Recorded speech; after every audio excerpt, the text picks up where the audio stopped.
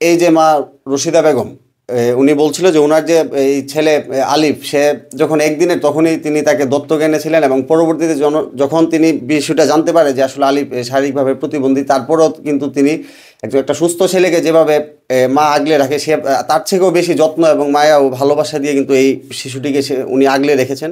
তারপরও আমি কিন্তু তাকে আমার ফুতে বাচ্চা থাকা এটি আমার অনেক কিছু। এই আমরা যতটুকু দেখি যে সমাজে আপনার এই ধরনের শারীরিক প্রতিবন্ধী ছেলেরা থাকলে তাদেরকে ভিক্ষা সহ বিভিন্ন কাজে বিভিন্ন জায়গায় ভিক্ষার জন্য পাঠিয়ে দেওয়া হয়। আপনি এরকম কিছু করতেছেন কিংবা আপনার না, আমার এরকম কোনো ধারণা নাই, আর আমরার মধ্যে এরকম হয়েছেও না। তো ফুতে প্রতিবন্ধী শিখিয়েছে, আমি তো কর্ম করতে পারতাছি, ছেলে মেয়ে দুন্ডার হলে কর্ম করে খাইতে পারতাছি, তো ওই চলে ভিক্ষা করে কি মানুষ ভালো কাজ। খুবই আনন্দিত যে আপনার মতো একজন মমতাময়ী মা, তাকে আমরা আজকে এই যে ভালো কাজের পুরস্কার এটা আপনার হাতে তুলে দিতে পেরেছি। আর আরেকটি বিষয় আপনাকে আমরা বলতে চাই যে আমরা আসলে যে ভালো কাজ করে শুধু তাকেই আমরা পুরস্কৃত করে থাকি। তবে আপনার জন্য একটা সুখবর হচ্ছে, আপনার যে দুটি সন্তান রয়েছে আলিফ এবং আপনার মেয়ের জন্য আমরা এবারের যে ঈদ আছে, ঈদে আমাদের পূবের আলোর যে সিইও জনাব আরিফুল ইসলাম সুমন, ওনার সিদ্ধান্ত মোতাবেক আমরা বলতেছি যে ঈদের আগে আমরা তাদেরও ঈদের পোশাক আমরা আপনার বাড়িতে পৌঁছে দিব। আপনি এবারের ঈদের পোশাক তাদের জন্য কিনতে হবে না। তো আপনার কি সব মিলিয়ে আপনি খুশি তো? খুশি, আমি অনেক খুশি, আমার ছেলে মেয়ে ফেলে আমি খুশি, আমি না খাইলেও চললে।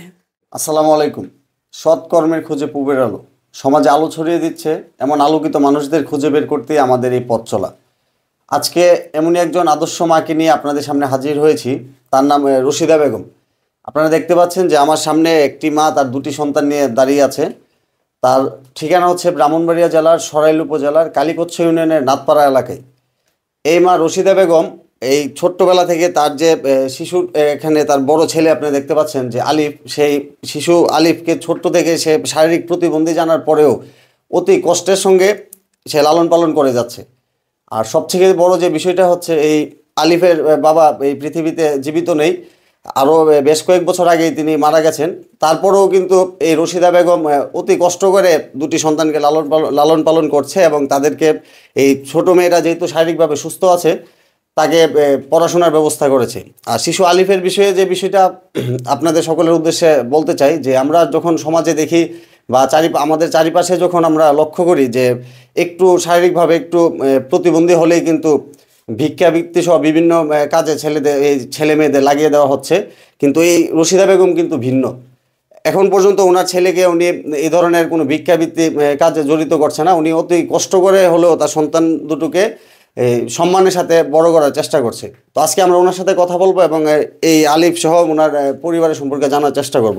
আসসালামু আলাইকুম। ওয়ালাইকুম সালাম। আপনি কেমন আছেন? ভালো আছে।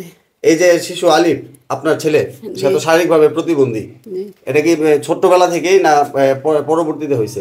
জন্মের থেকে। জন্ম থেকে প্রতিবন্ধী। এই যে আপনি জন্ম থেকে প্রতিবন্ধী এটা জানার পর আপনি দেখা গেছে যে এটা লালন পালন করতেছেন, তারা অতি কষ্ট করে করতেছেন, এই বিষয়টা আপনার কাছে কেমন লাগে?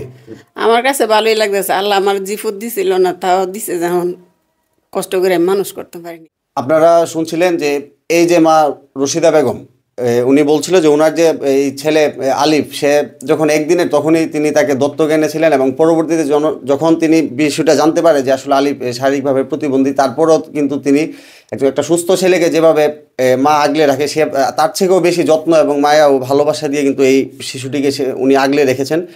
আর আরেকটা বিষয় হচ্ছে, এই আপনার এই যে ছেলে মেয়ে তারা কি পড়াশোনা করতেছে কিনা? না, আমার ছেলেরা তো কোনো স্কুলে বা মাদ্রাসায় পড়াইতে পারতাম না, নিত না তারা। আমি মেয়েটারে কোনো মতে পড়াইতেছি মাদ্রাসার মধ্যে। তো তারপরও আমি কিন্তু তাকে আমার ফুতে বাচ্চা থাকা এটি আমার অনেক কিছু। এই আমরা যতটুকু দেখি যে সমাজে আপনার এই ধরনের শারীরিক প্রতিবন্ধী ছেলেরা থাকলে তাদেরকে ভিক্ষা সহ বিভিন্ন কাজে বিভিন্ন জায়গায় ভিক্ষার জন্য পাঠিয়ে দেওয়া হয়। আপনি এরকম কিছু করতেছেন কিংবা আপনার না, আমার এরকম কোনো ধারণা নাই, আর আমরার মধ্যে এরকম হয়েছেও না। তো ফুতে প্রতিবন্ধী শিখিয়েছে, আমি তো কর্ম করতে পারতাছি, ছেলে মেয়ে দুন্ডার হলে কর্ম করে খাইতে পারতাছি, তো ওই চলে ভিক্ষা করে কি মানুষ ভালো কাজ। আপনার এই ছোট মেয়েটার নাম কি? তুফা। ও কি পড়াশোনা করতেছে? ওরা মাদ্রাসাত ভর্তি করছি। মাদ্রাসায় ভর্তি করছেন। তো সব মিলে এখন আপনার পরিবারের অবস্থাটা কেমন? আমি কাজ করতেছি, খাইতাছি, মানুষ আমারে সাহায্য দান করতেছে, সবাই দেখতেছে। তারপরে সুমন তার সাংবাদিক, তাও আমারে অনেক কিছু দিক দিয়ে হেল্প করতেছে, আমি উচিলা চলতে পারতাছি। তো তো আপনারা আসলে শুনছিলেন যে আসলে মা মা এই হয়, এটার উজ্জ্বল যে দৃষ্টান্ত এই রশিদা বেগমের মতো নারীরা। তো আমরা ওনার প্রতি কৃতজ্ঞ এবং ওনাকে ধন্যবাদ জানাই যে ওনার দুটি সন্তানকে উনি এত কষ্ট করেও, এত কষ্টের মাঝেও দুটি সন্তানকে অতি আদরের সাথে লালন পালন করছে। আর শিশু আলিফের বিষয়টা আপনারা যতটুকু জেনেছেন, সে পড়াশোনা করার মতো অবস্থাতে নেই, সেজন্য তাকে স্কুল কিংবা মাদ্রাসায় উনি দিতে পারে নাই। কিন্তু ওনার ছোট্ট মেয়েটা সুস্থ থাকার কারণে উনি এই ছোট্ট মেয়েটাকে একটি মাদ্রাসায় ভর্তি করেছে এবং তার পড়াশোনা চালিয়ে যাচ্ছে। তো আজকে পূবের আলোর পক্ষ থেকে ওনার জন্য একটি ভালো কাজের পুরস্কার নিয়ে আমরা হাজির হয়েছি। এখন ওনার হাতে এই ভালো কাজের পুরস্কারটি তুলে দেবে আমাদের এই কালীগচ্ছর এলাকার যে সমাজকর্মী জনাব শহীদুল ইসলাম স্বপন। আমরা ওনাকে অনুরোধ করব যে আপনি এই ভালো কাজের পুরস্কারটা এই আদর্শ মা রশিদা বেগমের হাতে তুলে দেন। তো আমরা আসলে চাইবো যে আপনি সবার উদ্দেশ্যে আজকে যে পুরস্কারটা আপনি পেয়েছেন সেটা সবার উদ্দেশ্যে আপনি নিজে দেখান যে আর আপনার পছন্দ হয়েছে কিনা, আমরা সেই বিষয়টা একটু জানতে চাই। আমার অনেক পছন্দ হয়েছে, এটাতে তাতে আমি খুশি। আপনার কেমন লাগছে এই জামাটা? আমার কাছে অনেক ভালো লাগছে, ঈদের মধ্যে এটা পরবো। এই যে পূবের আলোর যে ব্যক্তিগত ফান্ড, সেই ফান্ড থেকে তো ভালো কাজের যারা আপনার মতো যারা ভালো কাজ করতেছে তাদেরকে পুরস্কৃত করা হচ্ছে। এই বিষয়টা আপনার কাছে কেমন লাগছে? আমার কাছে অনেক ভালো লাগছে, আমি খুশি হয়েছি। আমি যেটা পাইছি এটা আমার কাছে অনেক বড় কিছু। এখন এই ঈদে তো আপনি এটা পড়তে পারবেন। জি, এটা আমি বানিয়ে পড়বো ঈদের মধ্যে, খুশি হব। তো আপনাকে আসলে ধন্যবাদ, কারণ আমরা খুবই আনন্দিত যে আপনার মতো একজন মমতাময়ী মা, তাকে আমরা আজকে এই যে ভালো কাজের পুরস্কার এটা আপনার হাতে তুলে দিতে পেরেছি। আর আরেকটি বিষয় আপনাকে আমরা বলতে চাই যে আমরা আসলে যে ভালো কাজ করে শুধু তাকেই আমরা পুরস্কৃত করে থাকি। তবে আপনার জন্য একটা সুখবর হচ্ছে, আপনার যে দুটি সন্তান রয়েছে আলিফ এবং আপনার মেয়ের জন্য আমরা এবারের যে ঈদ আছে, এই ঈদে আমাদের পূবের আলোর যে সিইও জনাব আরিফুল ইসলাম সুমন, ওনার সিদ্ধান্ত মোতাবেক আমরা বলতেছি যে ঈদের আগে আমরা তাদেরও ঈদের পোশাক আমরা আপনার বাড়িতে পৌঁছে দেবো। আপনি এবারের ঈদের পোশাক তাদের জন্য কিনতে হবে না। তো আপনার কি সব মিলিয়ে আপনি খুশি? তো খুশি, আমি অনেক খুশি। আমার ছেলে মেয়ে ফেলে আমি খুশি, আমি না ফেললেও চললে। তো আসলে শুনছিলেন যে রশিদা বেগমের কাছ থেকে, উনি আসলে এই যে এখন পর্যন্ত কিন্তু এই দুটি ছেলে মেয়েকে ঘিরেই উনি যত স্বপ্ন দেখছে। এখানে উপস্থিত আছেন সমাজকর্মী শহীদুল ইসলাম স্বপন। আমরা ওনার কাছ থেকে আমাদের এই পূবের আলোর যে ভালো কাজের পুরস্কার যে কার্যক্রম, এটা সম্পর্কে একটু জানার চেষ্টা করব।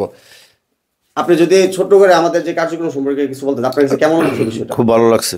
আসলে আমি মনে করি প্রতিটা গ্রামে যদি এরকম পূবের আলোর পক্ষ থেকে যেভাবে উপহার দিচ্ছে গরিবদের ভালো কাজের জন্য বা গরিবের পাশে দাঁড়াচ্ছে, এরকম যদি প্রতিটা গ্রাম থেকে প্রতিটা স্বাবলম্বী লোক চেষ্টা করে তাদের গ্রামের প্রতিটা গরিব পরিবারের পাশে দাঁড়াবে, তো এই আমি মনে করি প্রতিটা ঈদে কোনো পরিবারের লোক ঈদ আনন্দ থেকে বঞ্চিত হবে না। আর এরকম যারা মা আছে, প্রতিবন্ধী বাচ্চা তারা আছে, সবাই চেষ্টা করবেন যাতে কারো কাছে হাত পাততে না হয়, ভিক্ষা না করতে হয়, নিজে পরিশ্রম করে হলেও তার সন্তানকে সমাজে প্রতিষ্ঠিত করার চেষ্টা করবেন। আর যদি লেখাপড়া করার সুবিধা থাকে তাকে লেখাপড়া করায় অন্তত সে যে চলতে পারে এই ব্যবস্থাটা করবে।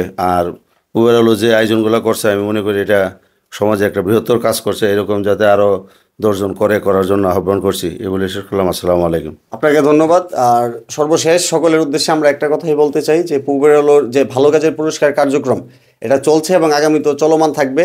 আপনাদের চারিপাশে যদি এরকম কেউ থাকে যারা ভালো কাজের সঙ্গে জড়িত, আমাদেরকে জানাতে পারেন, আমরা তাদেরকেও পুরস্কৃত করার চেষ্টা করব।